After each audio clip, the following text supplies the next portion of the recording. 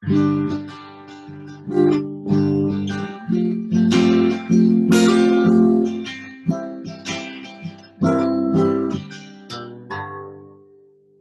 guys, welcome back to another episode of Taste of Gen Z.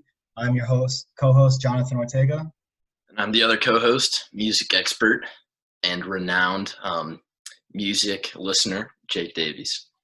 and today we are going to be talking about something that was requested from our fans. We wanted to talk today about the influence and the change of the rap and hip hop genre over the past 30 years. This is a very interesting topic to us because it affects our generation probably the most. A lot of kids our age, or not kids, adults our age, are now like now use rap and hip hop as like a common means to listen to on the daily. You see these kind of songs reaching Billboard Top 100s all the time, breaking new records. Album releases and song releases are hyped up, and you see them all over social media. So today we're going to talk about where that came from and how different it was from when it came sooner. So, Jake, do you want to talk about what your favorite type of rap music is, if you have any, and what your go-tos are for rap and hip hop? Right. Well, I wouldn't personally, consider myself a rap music enthusiast. I know there are a lot of other people out there that appreciate the hip hop and rap genre significantly more than I do. But one thing that I like about the rap genre is just the diversity of it, because there really is, if you look hard enough, there really is some sort of hip hop music for everyone. Personally, I'm not a big fan of like the loud, like screaming hip hop. I prefer like kind of slower rap, kind of like a Mac Miller, Tyler the Creator type of music. Yeah, I'd say some of my personal favorite songs are "Self Care" by Mac Miller. "Boredom" by Tyler the Creator is really good. "Glitter," I'm a big fan of that one. And I have to say, I only got into rap music very recently. I'd say that the summer of sophomore year is when I really started to listen to rap music for the first time. And I started off with artists like Post Malone, XXX Temptation, those kind of guys. Yeah. But yeah, but ever since I've been trying to diversify my music taste a little more, and I've been kind of exploring what's out there. So what about you, Mr. Ortega? So it's funny that you mentioned XXX Tentacion, because I remember there wasn't a day in that summer where you would not play at least 5 of his songs in the car. You were obsessed. But I do agree that I did start like pretty relatively late, because my parents were, or at least my dad, was very against the idea of listening to that type of music. He thought that there was no point in listening to vulgar hip hop and rap like that. And I could see where he comes from, at least in a little bit. But I think the overall view that all rap and all hip hop is bad is kind of very small, very narrow-minded, in the sense that there are so many different genres or so many different topics that are talked about that you just need to get past the language to really appreciate. I'd say some of my favorite artists, by far, Kanye West. I love a lot of his music. He's a little bit more controversial today because of some of his statements and because of some of his newer types of music. He's going into gospel music now, which it's all right. But I think some of my favorite songs are "Runaway" by Kanye. Let's see. I like Post Malone too. "Circles" is one of my favorites, and I'd be remiss if I didn't at least mention Kendrick Lamar. He was probably one of my favorites because my uncle introduced me to him, and he's really good. But I'm really excited to look today into where this kind of genre of music taste came from, and what really evolved into what we listen to now. So, did you want to talk about the first song actually, first let me mention that we surveyed, just like last time, surveyed some of our classmates and some of our kids our age, and kind of asked them what music has really been influential and has really defined the past few decades, starting from the 80s and 90s all the way up to modern day 2000s kind of era. So, Jake, do you want to tell them what the first result was? Yeah, we'll get there in a second, Jonathan. I don't want to rush into anything quite yet. Okay. one thing I noticed when you were talking about your experience with rap and hip hop music, um, specifically when you mentioned that you were kind of late into the game of listening to rap music, and how a lot of that was propagated by your dad's opinion of the music, and kind of like the vulgar aspect of it. So where do you think a lot of these stereotypes are coming from in terms of rap music? Like, why does it have such a bad reputation in some cases? So I think that's very interesting because at least in the 80s and 90s, I can understand where he's coming from because he grew up in the era of like Wu-Tang Clan and Tupac and Biggie Smalls, and we think that if you look at any of their albums, any of their songs, they all have explicit on them. Some of them even have vulgar words in like the actual title of the song. So, a lot of times people are turned away from that. People understand that as, oh, this isn't the type of music for me. This is for, people who, and, there's this connotation for a while where like rap music was violent, rap music was, superficial. But really, if you look past, um, another thing that I think influenced it is the fact that at the time it was a majority um, black dominated area. So a lot of times people associated that kind of music with, violence and, negative connotations that it didn't deserve. Because if you look into these songs, there's a lot of deeper meaning behind them, a lot of, messages that a lot of people can relate with, even if they don't understand the experiences or the backgrounds that these people come from. I mean, one of the artists that we're going to delve into has probably one of the most um, rough backgrounds I've ever seen, but being able to resonate with his message is what really connects people to rap and hip hop. So, you know, I think my dad is somewhat right, and a lot of people like him are somewhat right in the sense that it's music that isn't necessarily the kindest, but sometimes that language is needed to relay a message effectively. I think of it as an art. There's a bunch of different ways to communicate it, but because they're utilizing their own way, that's what makes it beautiful. Yeah, I definitely agree with that. I think if you look at rap music from the 80s and 90s, like at a first glance, it might seem that they're just rapping about gang violence and drugs. But if you take a closer look at the lyrics, that's really where you start to find a lot of the deeper meaning. And I think that a lot of people are very um, quick to judge. I guess you'd say they just want to judge the book by its cover, and Right. rather than opening up the pages and getting a closer look. And that's what we're going to try and do today. We're going to open up the pages of these songs and delve into the deeper meaning, and maybe address some of the misconceptions about the genre as a whole. So with that, I'm going to introduce our first song. It's called "Juicy" by Notorious B.I.G. or Biggie Smalls, and it was released in 1994.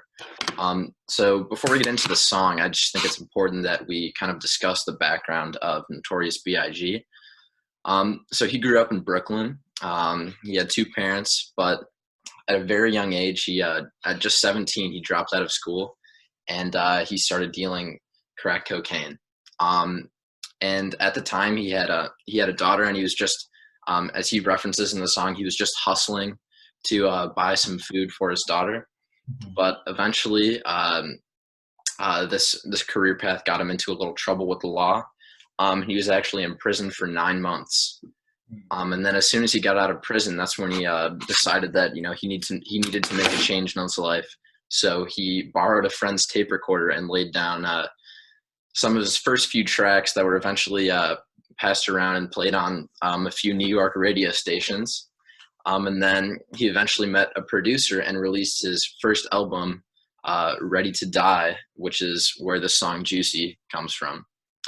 Um, yeah, so this song, it's in my opinion, it's kind of trying to tell a story about how music kind of was a way for him to cope with the bad times, and it also it gave him much better opportunities in life. Um, so if you look at some of the lyrics here, specifically this one, it says, "I made the change from a common thief to up close and personal with Robin Leach, and I'm far from cheap. I never thought it could happen, this rapping stuff. I was too used to packing gas and stuff." So basically, he's kind of referencing how here specifically the his choice to become a rapper gave him a way to kind of get off the street and start making much better life choices and moving away from his being surrounded by gang violence, drugs, and constantly being peer pressured into making poor choices. Um, yeah. So other than that, um, there's really not too much else to say about this song, but it what I another thing to mention is that, like, as we were talking about before, like a lot of times these songs have really bad connotations. Um, but this song, it really does tell a story. He details his struggles growing up, and how at a young age he was influenced by some rappers, but he was still kind of forced into this lifestyle. And he, yeah. And I think that's interesting that you mentioned that because, I feel like the music around this genre or around this generation of the 80s and 90s, you know, the crack epidemic and a lot of the drug abuse was occurring at this time, and it predominantly affected the Black communities. So there was a lot of music around this time that kind of revolved around getting out of that slump, getting out of the notion that you need to sell drugs to get ahead and that's how you provide for your family. So I think these kind of artists and these kind of songs ended up helping in the long run other people understand that this is what's going on. You're being fed this by the news and by the statistics about drug consumption, and we're demonized in a certain way. But then these songs kind of bring humanity out from it. They kind of help explain to others that you know the backgrounds that they surrounded aren't like you can't just paint the picture so black and white. And by no means do I condone the use of such drugs, but I think that with people better understanding at least where they're coming from, it's easier to understand and step into someone else's shoes about why. It's more than just putting people behind bars. It's understanding why, it's understanding how, that really gets to the root of the problem and help further a solution. So I think that this kind of music helped pave the way for a better understanding what was going on in the community, and to help people look past the shallow things that they had perceived before. So unless you wanted to say anything else about this track. Uh, yeah, I'd actually just like to bring up one more line, because it kind of came to my mind as you were speaking there. It's born sinner, the opposite of a winner. Remember when I used to eat sardines for dinner? And early in the song, he mentions like how he was stereotyped at a young age, and how he wasn't really he says, to all the teachers that told me I'd never amount to nothing, to all the people that lived above the buildings that I was hustling in front of, all these people who thought he wouldn't go anywhere. And when he says born sinner, I think that he's kind of saying that, like, he was born into a life where he really had to make it for himself. He couldn't rely on just day to day just doing what he's supposed to do, going to school, because that wouldn't really amount to anything for him. And he was kind of born with a disadvantage. And I think that's what he's saying here. And his rap music kind of was able to thrust him out of that lifestyle and bring about more positive times for him. And I think, like, when you look at a song like this, yes, it does, it does have drug references. It does have references to violence, gang violence. But it's in no way encouraging this. It's telling a story about how he was able to successfully move away from this. And I think one of the problems with modern rap music is that it's kind of not really telling a story anymore. And a lot of times it's actually encouraging drug use, encouraging violence. Like, these rappers are just rapping about whatever they want without really having a concern for the deeper meaning of the song. And that could really have a bad influence on a lot of people in our generation, just because this music is so easy to access and there's really no way to restrict access to it. So yeah, with that, I think we can move on to our second song. So we'll delve into that topic later about what kind of the flip towards the glorification of drugs and violence has done to the rap songs of our day and age. But I wanted to talk next about something that came in the early 2000s. One of my personal favorite songs from the album The College Dropout. This was released in 2004. It was one of the first times Kanye. This was the first time that Kanye took the stage as a performer and not so much producer. He had worked with Jay-Z before, and he was helping produce some of his tracks and his albums. But this was his time where he wanted to diverge and make his own style of music. Um, so the song I'm going to talk about is "All Falls Down." I feel like this song has solidified itself in this past 20 years as one of the top songs, just because it really showed not only Kanye's ability to tell a story, but also that rap didn't need to be this cookie cutter thing where you need to talk about this, this, this, and you do have experienced this to be able to come to the mic. There was a lot of the stigmatization around rap and hip hop, especially because a lot of the times they were black artists. So, I'd even say that music like this helped create rappers this day like Eminem, Logic, and so forth. But I think what this song does is it talks about Kanye's struggle with his own consumerism and that lifestyle of chasing products, chasing items, material things, and how it ended up consuming him and this person in the story that he's talking about. I don't know if you've seen the music video, but basically it's him following this girl that is trying to chase her dreams and trying to get all these luxurious things, but deep down she's upset, she's crying under her glasses because that's something that she's been told and that's not something that she actually wants to do. If actually we look at some of the lyrics, because that's enough money to buy her a few pairs of new Airs, because her baby daddy don't really care. She's so precious with the peer pressure, couldn't afford a car, so she named her daughter Alexis.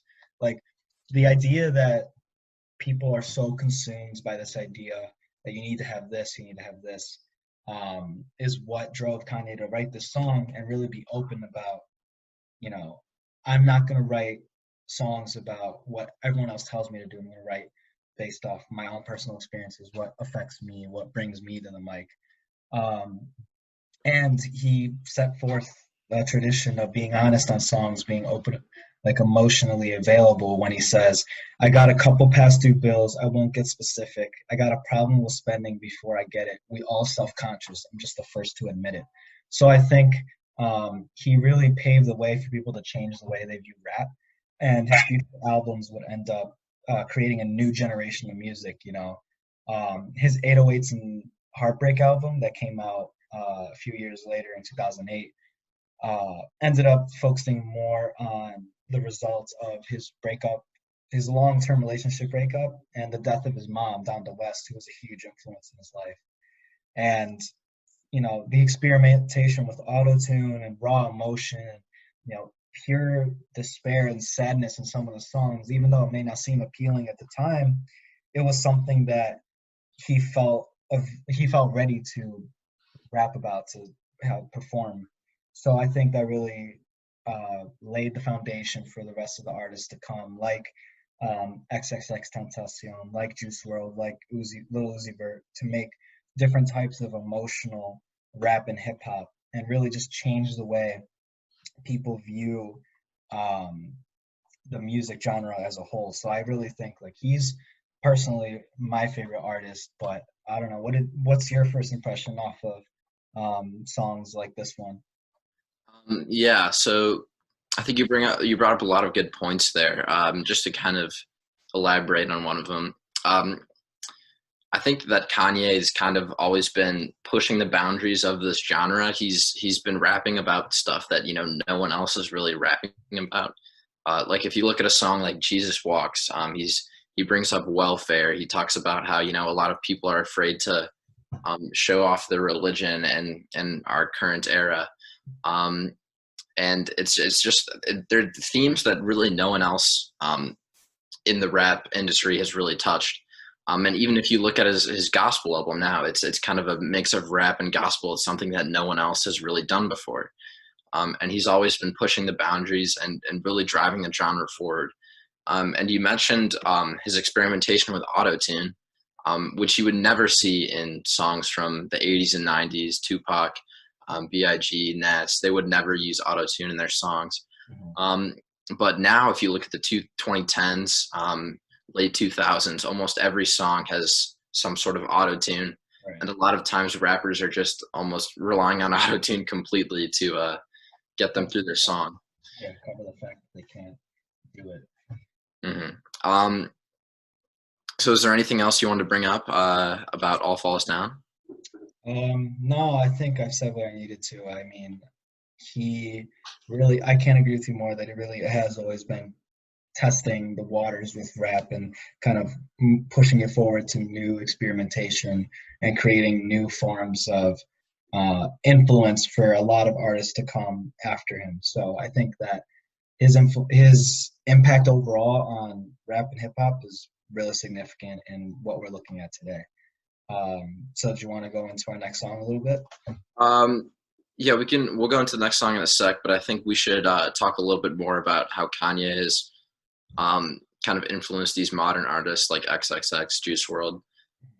So if you look at like artists like Juice WRLD, XXXTentacion, they're rapping about kind of their personal struggles, whether that be with mental health, drug addiction, and stuff like that. And this is like rappers, as I was saying earlier, rappers in the 80s and 90s would never really touch themes like this. They were kind of hesitant to open up. And a lot of rappers kind of had to maintain that like tough guy, kind of identity. Right. But Kanye, he started to open up and he started to touch upon themes that, no one else would really talk about. And as I said before, like religion, politics, and even, his own personal struggles. And he was just much more upfront and forthcoming about what he was going through. And if you look at these artists now, like the rap isn't as much just like, just random noise, a bunch of like, screaming, shouting. It's, well, to be fair, some of XXXTentacion's music just a bunch of screaming and shouting, but some of his later work was slower. There was even more of it even had more of a ballad feel in some of the songs. And same with Juice WRLD. He never really was a loud and screaming rapper. He focused more on the flow of the song and the rhythm. And his lyrics were actually, for the most part, he would actually freestyle most of his songs, which is actually very impressive. But he was still able to convey, major themes. And if you look at a lot of his songs, you could see his struggles with mental health. Same with XXXTentacion. A lot of his songs are about his struggles with mental health. And even Juice WRLD will also reference, his struggles with drug addiction. But with that, there's also a lot of modern artists that have kind of chosen a different route, and they've I think this is kind of watering down the rap genre. One of the topics we brought up last week was how it's so easy for new artists to kind of come up on the scene. Through platforms like SoundCloud, it's really easy to get yourself out there, and there can be a lot of just random people that suddenly have #1 songs, and you've never even heard of them. And I think with that, it's really, as I said before, it's watering down the genre. There's a lot of, bad rap songs that you have to wade through before you can find the good ones. And I think, that's definitely something that plays into the stigmatization and the stereotypes surrounding this genre, because, a lot of people, sometimes they'll hear the #1, new rap song on the radio, and it's from some dude they've never heard of, and he's rapping about how much he loves drugs. And they're like, oh, is this what hip hop is? This is terrible. I shouldn't be letting my kid listen to this. Right. But yeah, do you have any other comments about maybe his influence on later artists and maybe how it affected the stigmatization of rap music? Yeah. Or maybe he helped break down the stigmatization through his music? Yeah, so I think, Kanye now gets the stigmatization of, ignorant. There's two sides. There's ignorant and hard-headed, and someone that shouldn't be glorified because I remember in the VMAs, and like I think it was 2008 or something. He took the award that, while Taylor Swift is accepting an award for best music video, he took it and said Beyonce had the best video of all time, and he hasn't been able to live that down for a long time.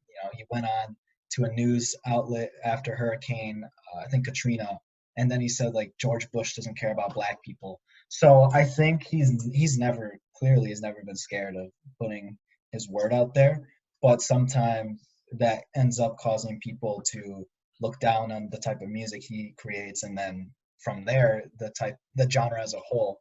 So past Kanye, I think you were talking about artists now, and there's top.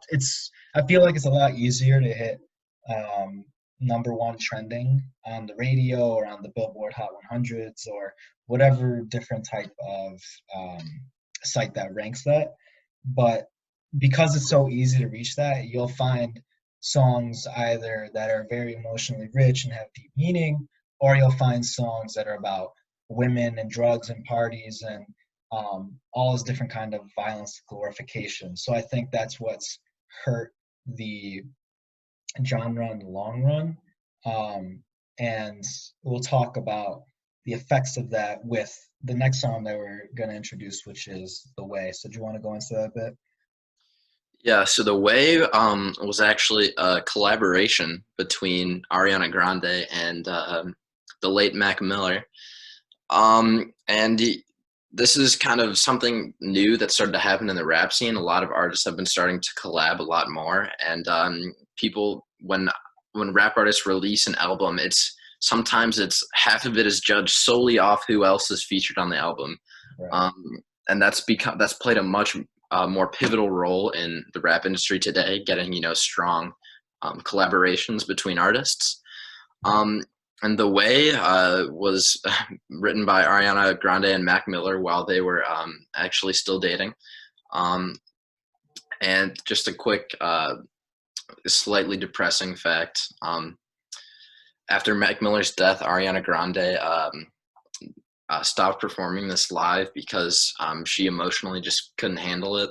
It would bring her to tears. John and I actually went to see Ariana Grande at Lollapalooza last year, and we were really hoping she played The Way, but she didn't. Wow. But it was still a really good time anyways. And Ariana Grande is still a great artist. Mm-hmm. But yeah, so the song, it's kind of like it's almost like a love song. They're kind of going back and forth. But this is kind of a good example of the kind of slower, more expressive rap that I myself prefer.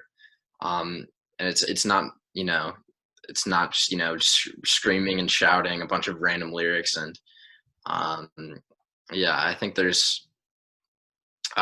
songs like this are really what I would define as the rap genre, much more than like songs from artists like Lil Uzi Vert, Gunna, artists like that who just spew out album after album of random lyrics.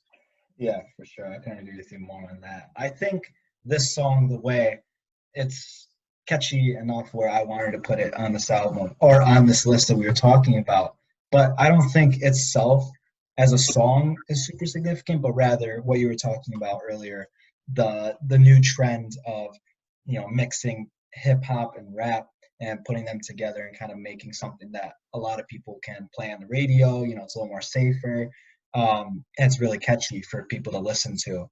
I think that with this song, you were talking also about the importance of features, right? You hear now when an album's coming out, one of the first things you hear is who's, this person's featured on it, this person, and it kind of like ups the hype for the album to come out. So now it's like very important to get notable features, to get people that others will believe that will lift up the song. And so with this one, I think it was a really good example of how well executed it was.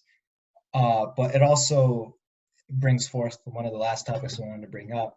Mac Miller as a person, he ended up in 2018 overdosing on, I think it was I would say it was opiates, but I'm not sure specifically. But he ended up overdosing, and one of the reasons people point to, it's not confirmed or anything, is that he ended up feeling depressed after the relationship ended, and his overall endeavors in rap and hip hop, and expressing his emotion ended up causing him to do that. But this isn't something uncommon, this past few years, the rap and hip hop world has been shook by recent deaths, like Lil Peep in 2017, XXXTentacion in 2018, Juice WRLD this year. It begs the question: is the rap music that we're listening to now so glorifying of drugs and dangerous lifestyles that it causes people that are involved in it to end up in unfortunate situations like this?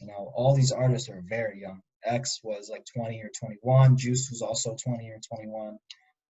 Mac Miller was like his late 20s, early 30s. It's just sad to see that people end up being consumed by dangerous lifestyles, that their lives end up so short-lived. So what role does the type of music we listen to now have in, the long-term relationship between people and this genre? If it ends up the case where more and more people die from the glorification, then where is this genre heading, and how are people still going to feel as connected to it? Mhm. Yeah, so I'd say like as I was mentioning earlier, a lot of these artists are just find themselves suddenly thrust into this lifestyle. Mhm. And if you contrast that with artists in the 80s and 90s, I would say that they probably had to work a lot harder to get themselves noticed, get themselves seen. Um, and but in the modern era, artists are kind of suddenly thrust into fame, and oftentimes this happens, at a very young age. And because of that, they haven't really learned many valuable life lessons. Um, and as you said before, the rap industry tends to glorify, drug use, alcohol use, um, and that can lead a lot of these young rappers down, a very dark path. Um, and with that, it's obviously these deaths are very tragic, but it creates a very poor stigmatization for the genre as a whole. We glanced over this earlier, but um, you know, if you're a young kid and you're a Juice WRLD fan and you hear him rapping about how much he his drug abuse, his mental health issues, and if you look at artists like Lil Uzi, Snoop Dogg, Wiz Khalifa, they're generally glorifying the use of these substances. And if you're a young kid, you don't really know better. Obviously, you've probably been told your entire life don't do drugs, but when your idol is rapping about how great they are, well, what else are you going to do? Um, and I think like with that, it's important that um, like yes, a lot of people want to hear these songs about drugs, violence, etc. There's definitely a demand for that, but I think it's very important that we separate that type of music um, from the hip hop genre as a whole, because just to look at those few songs or that like specific category of songs that glorify that lifestyle, and just dismiss the genre as a whole, I would say is pretty ignorant. Um, and if you look closely at like a lot of these artists, you know, uh, some of these modern artists, as I was saying, like Lil Uzi, Snoop Dogg, they're not necessarily telling a story with their music, but there's a lot of stuff in that hip hop genre that is kind of working to dismantle this stigmatization. If you look at artists like Tyler the Creator, he's kind of been more of a slower rap kind of guy. Songs like Glitter, Boredom, uh, they're slower and they're not necessarily blatantly glorifying this drug use and these lifestyle choices. Um, and then yeah, so do you have any other comments on this? So I think another thing that ends up causing a huge problem is that because it's so easy to join the game, you end up seeing very young people taking it to great lengths to become, the next big artist, right? So they'll do very public things. They'll try and set themselves out. They'll do very radical things, make a controversy around themselves. There's a saying, no such thing as bad publicity, right? And I feel like that's being exploited with a lot of these younger artists, a lot of these newer artists. A lot. I personally don't like a lot of the newer rap. Gunna, Lil Baby. I don't really like that music that much, but a lot of my friends my age do, and I just can't seem to resonate with why, because a lot of the times you can't even hear what they're saying. They're mumbling. It's very focused on beat and catchy rhythms that no longer do people look for deeper meaning in songs. No longer do people try and dissect what they're trying to say through these lyrics. Like there's no deeper level to them. They're very superficial. And if you can even tell what the lyrics are, they're not very satisfying, not very they're not very deep, I guess. So it's sad to see the that people group this type of music with rap and hip hop, because honestly, I don't think that is rap and hip hop. That the genre as a whole of rap and hip hop prides itself on being able to relay a message, help people understand a different background, different perspective, as all of their music does. But this I feel like can't really be associated with that, because there's no deeper meaning to it. The whole point is to give you, ear pleasure, basically, and I don't even call it that. So I feel as though if we're going to keep moving forward, we need to stop idolizing these young people who promote the use of drugs and alcohol and all this dangerous lifestyles, rather than focusing on what rap and hip hop really is. So other than that, I think that's all I could say about where rap is right now. I hope that there isn't. I wouldn't say it's on a downfall, because there are still a lot of good artists out there. There are still people putting out good music that I look forward to listening to. But as of right now, I cannot identify with Lil Uzi Vert or Gunna or any of those kind of artists. So unless you have anything else to say, I think this will be the end of our second episode of Taste of Gen Z. We will be looking forward to seeing your comments. I know the last video had comments restricted. We didn't mean to do that. I just don't know how to use YouTube right now. But I look forward to seeing what you guys want to talk about next. One topic we were thinking about doing is classic rock, bringing in maybe some of our parents, some people our age, to kind of talk about where they feel most compelled to, and what kind of music they listen to growing up, stuff like that. So, do you want to say any final words, Jake? Yeah, I'll say a few things. So yeah, as John mentioned, we're going to try and focus on classic rock and the evolution of rock music for next week. And there will be a surprise guest, aka my dad. He's quite old. Was born in '64. Grew up listening to the Rolling Stones, and he'll definitely have a lot to say about this genre. But we tend to butt heads a little. I'm more of a Beatles fan. He likes the Rolling Stones. We're biased, but it is what it is. But one of the things that kind of excites me most about classic rock is, it's not from our time, but it's really fascinating how much people like us, people our age, Gen Zers, are really influenced by this type of music. Like a lot of times when I tell older people what my favorite songs are, my favorite bands, they're like, "What? You listen to that stuff?" Like they're shocked, because they think I'm listening to this modern garbage that John and I were referencing, like Uzi, Gunna, those kind of artists that just rap about whatever. But yeah, there's definitely something to be said about older music and how it's influenced our generation. I think one of the topics we touched on in our first podcast was Spotify, and how streaming apps have kind of allowed us to experience a broader range of music and find what we like. And yeah, just a quick fun fact before we close things off here. John, What's your playlist now? It's about 400 songs. Yeah, it's 400 songs all mashed together. There's no separation. It's just everything I like in one playlist. And how diverse would you say that is? Like, what do you say the oldest song is, and what would you say the newest song is on there? Hmm.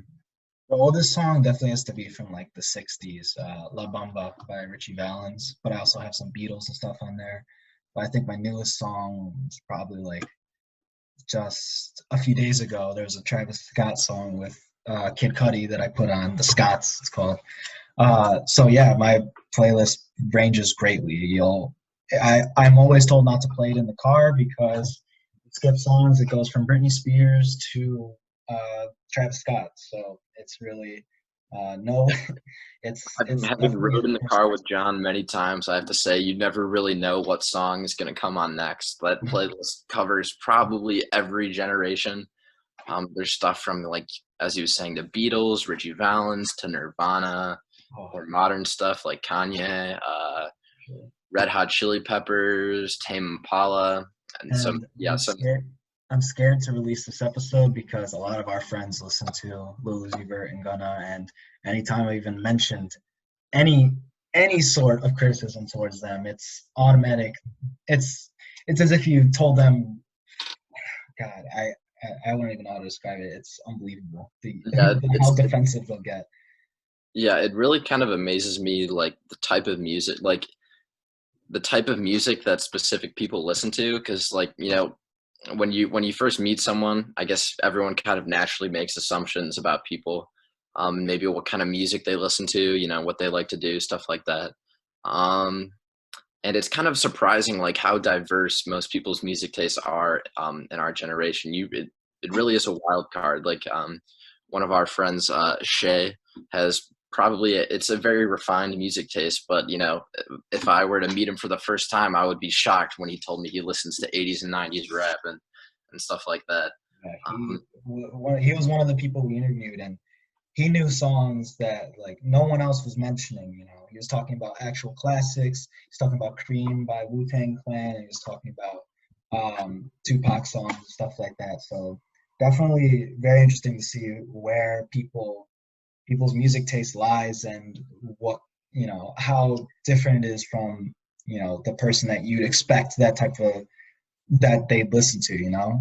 So if that's all, then I think so yeah, before we finish things up here, what kind of role do you think music has played in your life personally? I'd say man, that's a good question. I'd say music in my life has really allowed for me to understand um, that not everything is so black and white. I look at music a lot of times as another perspective, another worldview, something that helps not only the person by voicing it out, but me. It helps me by expanding my knowledge of what other people live, how other people live, how other people see things. And I think it goes a lot deeper than just good music. It's good to listen to, and it is really good to listen to. That's why we have playlists, and that's why we have car jams and stuff like that.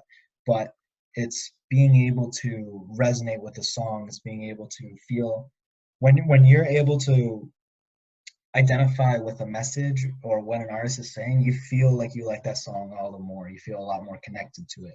You're a lot more likely to never get sick of that song because it's something you, it helps someone it feels like someone understands you. So I think that's what music has helped my life with. What about you? Yeah, like you were saying, I think you can listen to a song and just enjoy it, but you could also listen to a song and kind of analyze it and analyze the message. Like if you look at like songs can really tell stories from like just any perspective. Like if you look at a song like Imagine by John Lennon, he's Mhm. kind of fantasizing about a world with no country, no war, no borders, no religion. And I think it's just kind of a way for me to kind of broaden my horizons and expand my worldview, and maybe take a look at the world from a perspective that I'm not familiar with. And I think music is kind of a great tool to get in touch with alternate realities and maybe stuff that you're not necessarily super familiar with. And I think, as we were saying, like with this modern rap stuff, there's definitely two categories of music. There's the music to listen to, which doesn't necessarily overlap with music that has meaning, but then there's music that has meaning that can also, overlap with just music to listen to. And yeah, but that's been Taste of Gen Z for this week. We'll see you guys next Friday for a episode on classic rock. If we can get the comment section working, feel free to throw a few suggestions down there for some songs to cover next week. We're going to try and hit one song from like 60s, 70s, maybe a song from like 90s, 80s, 90s, and then we're going to do a more modern rap song. So yeah, guess we're just going to wrap it up here. That's been Taste of Gen Z. I'm your host, Jake Davies. And I'm your other host, Jonathan Ortega. Thank you guys for watching. We'll tune in next week. Adios.